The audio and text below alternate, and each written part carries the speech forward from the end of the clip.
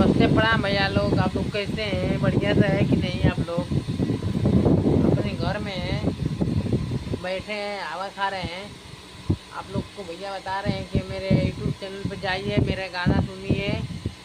इतना रील बनाता हूँ अच्छा अच्छा। भैया लोग यहीं जाते हैं, यूट्यूब चैनल पर जाइए। अब यूट्यूब चैनल पर आ गए हैं भैया लोग।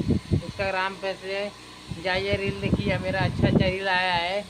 आप लोग को एक गाना सुना रहा हूँ,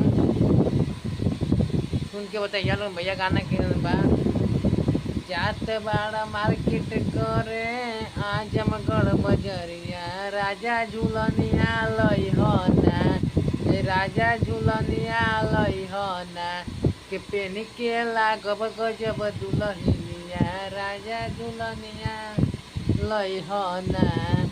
नमस्ते प्रणाम भैया लोग। ये हमारा गाना सिंगर पवन राजा का दोस्त हूँ, हमारा आजमगढ़ का बहुत ज़बरदस्त गाना गाए ना भैया। तो सपोर्ट करा दो उनके, बहुत मेहनत करें ना, तो हम मेहनत करें ना भैया। बहुत वीडियो बनाए ना ढेर दिन से ना।